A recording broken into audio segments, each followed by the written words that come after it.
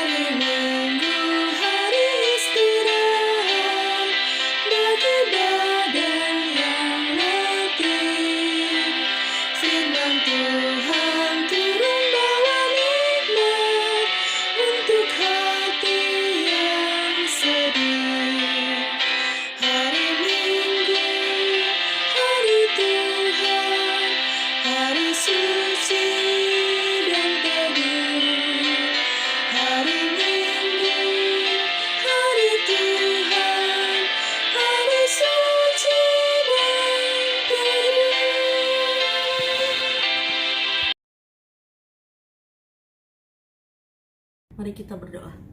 Tuhan Yesus, terima kasih untuk segala berkat dan penyertaan-Mu sehingga kami boleh berkumpul pada pagi hari ini dengan tubuh yang sehat untuk mengikuti ibadah hari Minggu Persekutuan Teruna. Pimpinlah kiranya kakak-kakak pelayan dan teman-teman yang bertugas pada hari ini. Itu juga kami teruna-terunamu sehingga kami dapat mengikuti ibadah ini dengan baik dari awal, pertengahan hingga selesai nanti. Terima kasih Tuhan Yesus. Amin. Mazmur pujian terambil dari Mazmur 145 ayatnya yang ke-14 hingga ayatnya yang ke-21. Tuhan itu penopang bagi semua orang yang jatuh dan penegak bagi semua orang yang tertunduk. Mata sekalian orang menantikan Engkau, dan Engkau pun memberi mereka makanan pada waktunya. Engkau yang membuka tangan-Mu dan yang berkenan mengenyangkan segala yang hidup. Tuhan itu adil dalam segala jalannya, dan penuh kasih dalam segala perbuatannya. Tuhan dekat pada setiap orang yang berseru kepadanya, pada setiap orang yang berseru kepadanya dalam kesetiaan. Ia melakukan kehendak orang-orang yang takut akan Dia, mendengarkan teriak mereka minta tolong dan menyelamatkan mereka. Tuhan menjaga semua orang yang mengasihinya, tetapi semua orang fasik akan dibinasakannya. Mulutku mengucapkan puji-pujian kepada Tuhan, dan biarlah segala makhluk memuji namanya yang kudus untuk seterusnya dan selamanya.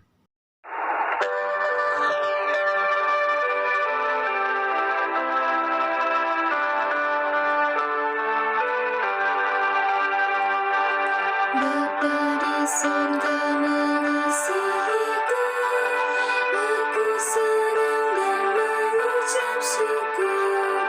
Kabar gembira tentang kasih-Nya dapat ku baca dalam Alkitab. Kasih Tuhanku sungguh besar, sungguh besar, sungguh besar. Kasih Tuhanku sungguh besar, kasih-Nya padaku.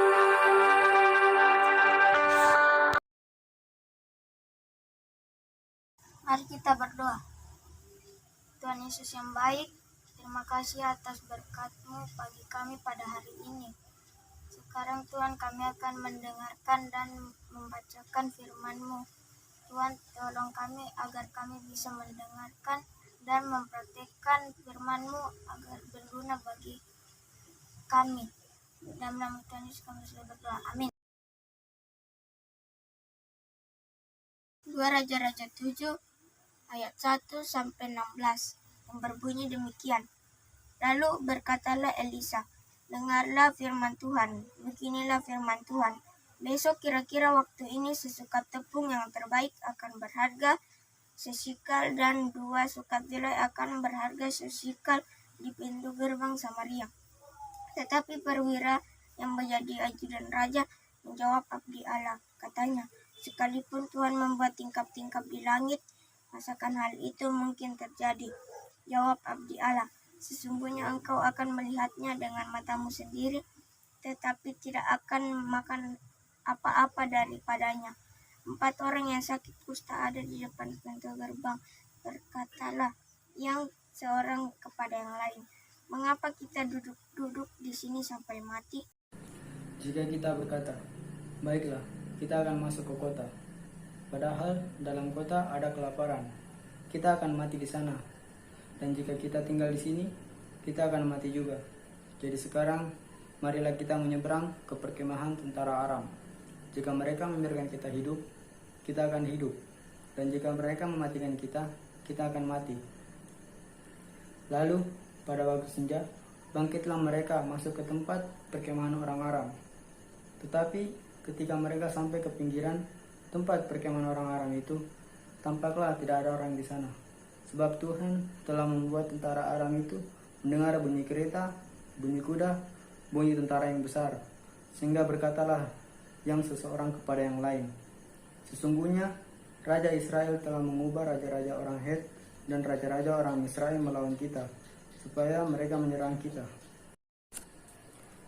Karena itu bangkitlah mereka melarikan diri pada waktu senja dengan meninggalkan kemah dan kuda dan keledai mereka serta tempat perkemahan itu dengan begitu saja. Mereka melarikan diri menyelamatkan nyawanya. Ketika orang-orang yang sakit kusta itu sampai ke pinggir tempat perkemahan, masuklah mereka ke dalam sebuah kemah, lalu makan dan minum. Sesudah itu mereka mengangkut dari sana emas dan perak dan pakaian. Kemudian pergilah mereka menyembunyikannya. Lalu datanglah mereka kembali masuk ke dalam kemah yang lain dan mengangkut juga barang-barang dari sana.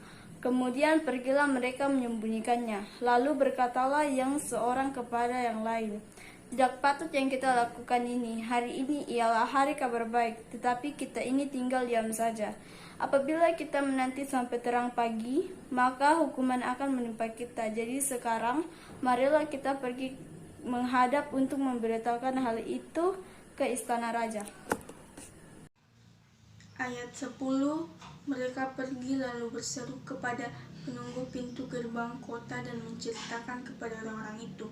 Katanya, kami sudah masuk ke tempat perkemahan orang Aram dan ternyata tidak ada orang di sana dan tidak ada suara manusia kedengaran.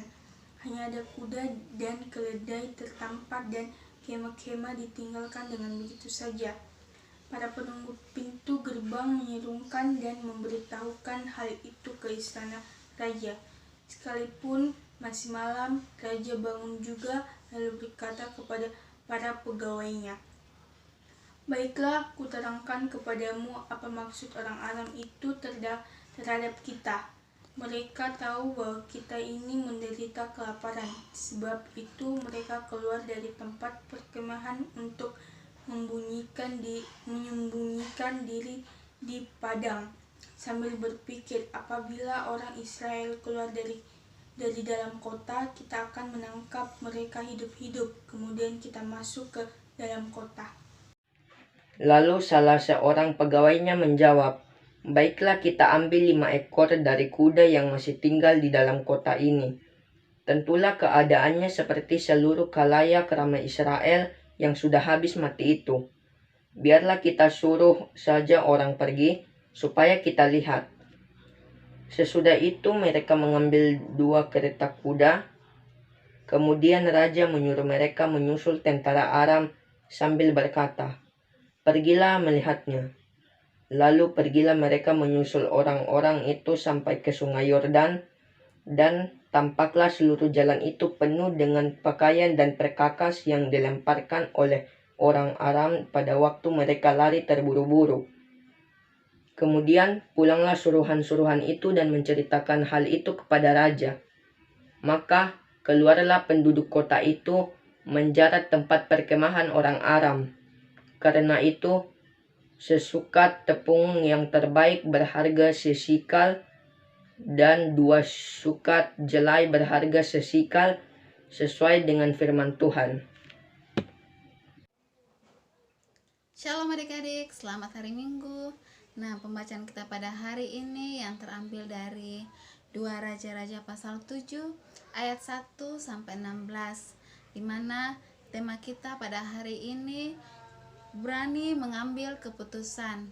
Nah, adik-adik, pembacaan kita di sini menceritakan tentang 4 orang kusta yang dipakai Allah untuk menyatakan keadaan situasi yang terjadi seperti yang dinubuatkan oleh Nabi Elisa, di mana pada saat itu Nabi Elisa bernubuat kepada Allah supaya Allah memulihkan kota Samaria, karena pada saat itu kota Samaria sedang mengalami kesusahan, sedang mengalami kelaparan. Nah, pada saat itu juga 4 orang kusta ini, pada saat itu mereka dianggap tidak berkepentingan. Mereka dianggap najis, berdosa, dianggap bahwa penyakit mereka bisa menular ke orang lain, sehingga mereka diasingkan. Karena mereka merasa diasingkan, akhirnya mereka hanya diam duduk saja di depan pintu gerbang kota. Sambil mereka duduk di sana, mereka timbullah inisiatif, timbullah perbincangan di antara mereka, di antara 4 orang kusta ini. Mereka bagaimana cara supaya mereka bisa tetap hidup. Akhirnya mereka memutuskan untuk masuk ke perkemahan tentara Aram, karena jika mereka hanya duduk diam saja mereka bisa mati. Jika mereka masuk kembali ke kota, sedangkan di sana mengalami kelaparan juga, kesusahan, bisa jadi juga mereka bisa mati karena kelaparan. Akhirnya mereka memutuskan untuk masuk ke perkemahan tentara Aram. Di sana juga mereka mempunyai pertimbangan, jika mereka masuk ke perkemahan tentara Aram, bisa saja mereka dibiarkan untuk hidup, bisa saja mereka akan mati. Tapi karena harapan mereka yang besar, harapan mereka untuk tetap hidup, sehingga mereka berani mengambil keputusan yang mungkin dibilang risiko yang besar. Tapi karena keyakinan mereka, harapan mereka untuk tetap hidup, mereka berani mengambil keputusan untuk masuk ke perkemahan tentara Aram. Setelah mereka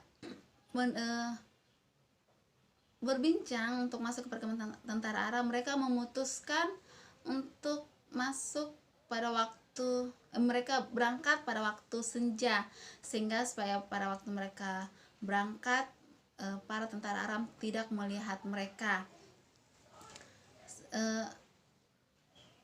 Setelah mereka berangkat pada waktu senja, mereka melihat bahwa perkemahan tentara Aram itu kosong, tidak ada orang-orang yang ada di sana. Mereka mulai berpikir kenapa sampai perkemahan tentara Aram itu kosong. Nah, di sini Tuhan turut bekerja.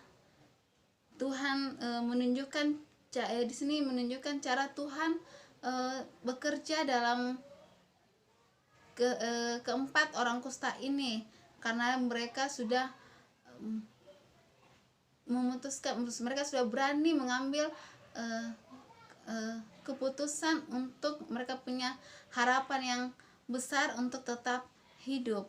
Jadi pada ayat di sini sini tertulis pada ayat yang ke-6, di mana di sini tertulis, sebab Tuhan telah membuat tentara Aram itu mendengar bunyi kereta, bunyi kuda, bunyi tentara yang besar, sehingga berkatalah yang seorang kepada yang lain, sesungguhnya Raja Israel telah mengupar raja-raja orang Het dan raja-raja orang Misraim melawan kita, supaya mereka menyerang kita.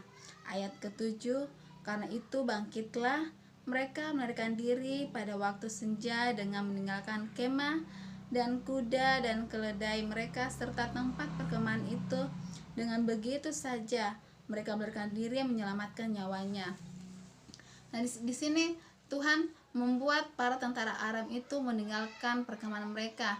Tuhan membuat supaya mereka mendengar bunyi kereta, bunyi kuda, dan bunyi tentara yang besar, sehingga mereka berpikir, para tentara Aram ini berpikir bahwa Raja Israel telah bersepakat dengan raja-raja Het dan Misraim untuk membinasakan mereka, yaitu membinasakan tentara Aram.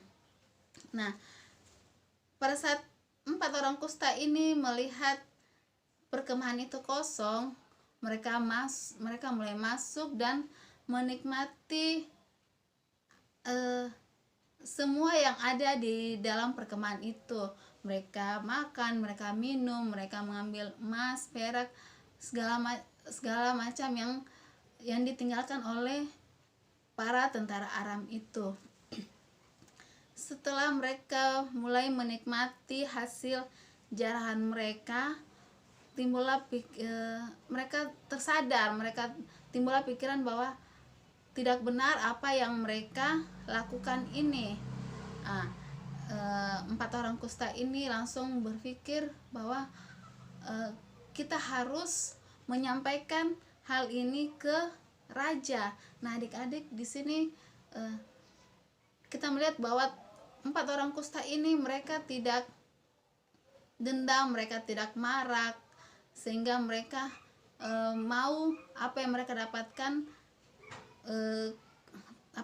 kota Samaria juga, orang-orang yang ada di Samaria juga bisa mendapatkan juga dengan apa yang mereka dapatkan. Jadi bisa saja 4 orang kusta ini tidak mau memberitahu pada raja karena mereka karena mereka sudah diasingkan. Bisa saja mereka marah, mereka dendam. Tapi di sini menunjukkan bahwa 4 orang kusta ini mereka tidak begitu. Mereka hidup karena mereka punya kasih, sehingga mereka tidak marah, mereka tidak dendam. Akhirnya mereka mau memberitahukan hal ini kepada raja. Karena mereka sudah punya niat untuk memberitahu ini kepada raja, pergilah mereka berangkat ke kota Samaria untuk memberitahukan kepada raja bahwa bahwa di perkemahan tentara Aram itu tidak ada orang, kosong. Tapi pada saat mereka memberitahu, raja tetap tidak percaya kepada 4 orang kusta ini. Raja menganggap karena raja tidak percaya, akhirnya raja menyuruh orang-orang di Samaria untuk mengecek apakah benar yang dikatakan oleh 4 orang kusta ini. Ternyata setelah mereka datang ke perkemahan tentara Aram, mereka melihat bahwa apa yang dikatakan 4 orang kusta ini itu benar. Nah, adik-adik di sini dalam bacaan kita ini di sini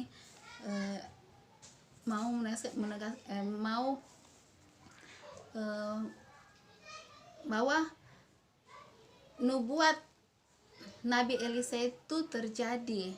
Nah, adik-adik dari bacaan kita ini di sini dimana kita bisa mengambil kita bisa ngambil dari 4 orang kusta ini, yaitu hati yang berpengharapan pada Tuhan, keinginan yang kuat untuk tetap hidup, terus mempertimbangkan secara matang, bertindak secara nyata dan terencana, bersyukur dan berbagi dengan sesama. Nah, di sini kakak mau menjelaskan bahwa keberhasilan dalam hidup tidak datang begitu saja. Tidak cukup hanya mengandalkan doa dan memohon pertolongan serta pengasihan dari Tuhan, karena tanpa kita minta pun Tuhan pasti sudah menolong kita dan mengasihi kita. Jadi untuk itu kita harus punya kemauan yang kuat, diikuti dengan semangat yang gigih, dan semuanya itu harus sesuai dengan kehendak Tuhan. Karena jika kita melakukan sesuatu dengan cara yang tidak benar dan asal-asalan, maka semuanya itu akan sia-sia. Jadi kita harus berjuang dengan memberikan yang terbaik, bukan asal-asalan. Dan ingat, kita harus berhati-hati dalam mengambil keputusan, karena keputusan hari ini menentukan perjalanan hidup kita ke depan. Keberhasilan atau kegagalan bukan ditentukan oleh keluarga atau teman, tetapi Tuhan dan diri kita sendiri. Untuk itu, mari adik-adik untuk gigih berjuang, berpengharapan hanya kepada Tuhan saja. Dan yang penting, di mana kita hidup bukan untuk kita sendiri, kita hidup selalu mengandalkan Tuhan, sehati di dalam panggilan Tuhan, melakukan hal-hal yang baik, supaya kita bisa menjadi berkat bagi orang lain. Karena ketika kita menerima berkat dari Tuhan, kita juga harus menjadi berkat bagi orang lain. Demikianlah firman Tuhan hari ini. Tuhan Yesus memberkati.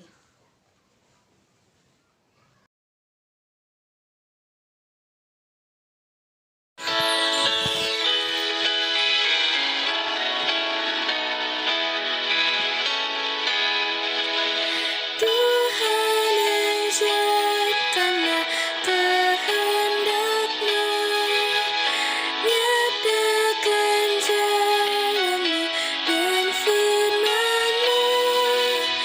Ku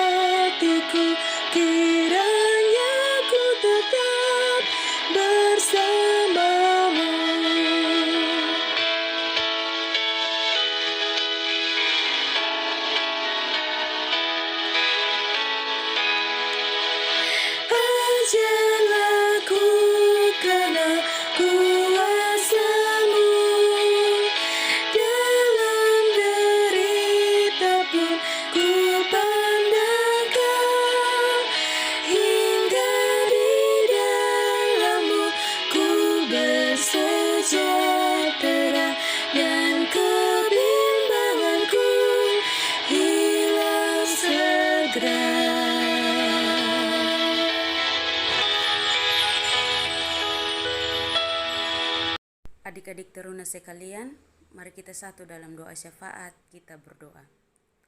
Ya Allah Bapa dalam kerajaan sorga, kembali lagi kami anak-anak-Mu, tunduk kepala di hadapan hadirat-Mu, di mana Tuhan sudah menjaga dan menuntun kami dari awal ibadah hingga pada saat ini, semuanya boleh berjalan dengan lancar Tuhan. Ya Tuhan, kami sudah membaca dan merenungkan akan kebenaran firman-Mu. Mari Engkau memberkati, sehingga melalui firman yang kami dengar dan kami renungkan, boleh menjadi pedoman dalam kehidupan kami hari lepas hari Tuhan. Ya Tuhan, pada saat ini juga kami mendoakan seluruh kehidupan adik-adik dalam masa studi mereka Tuhan. Mari Engkau memberkati, sehingga melalui studi mereka boleh meraih cita-cita mereka di masa depan nanti Tuhan. Ya Tuhan, pada saat ini juga kami mendoakan seluruh kehidupan bangsa dan negara di Indonesia ini Tuhan. Mari Engkau memberkati yang dari tertinggi hingga yang terendah, sehingga mereka boleh mengerjakan tugas dan tanggung jawab mereka dengan baik Tuhan. Ya Tuhan, pada saat ini juga kami mendoakan seluruh kehidupan bangsa dan negara di tempat ini, terlebih khususnya dalam masa-masa pandemi ini Tuhan. Mari Engkau ajarkan kami untuk tetap sehat dalam kehidupan kami hari lepas hari, tetap jaga jarak, tetap kuat dalam masa pandemi ini Tuhan. Ya Tuhan, mari Engkau memberkati. Dan kami juga akan memberikan persembahan syukur. Mari Engkau memberkati, sehingga melalui persembahan syukur ini boleh berguna dalam masa pelayanan di tempat ini Tuhan. Ya Tuhan, mari Engkau memberkati, sehingga semua kehidupan adik-adik dalam pelayanan taruna dimanapun berada, semuanya boleh mengikuti dan semuanya boleh semangat dalam mengikuti setiap kegiatan-kegiatan taruna di tempat ini Tuhan. Hanya di dalam anak Yesus Kristus kami datang dan berdoa. Amin.